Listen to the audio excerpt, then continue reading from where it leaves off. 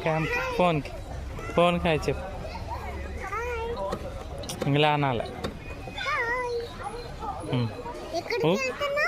చెప్పు ఎక్కడికి వెళ్తున్నావు? నేను చేపలు పడతానికి వెళ్తున్నా. అవునా, సరే సరే.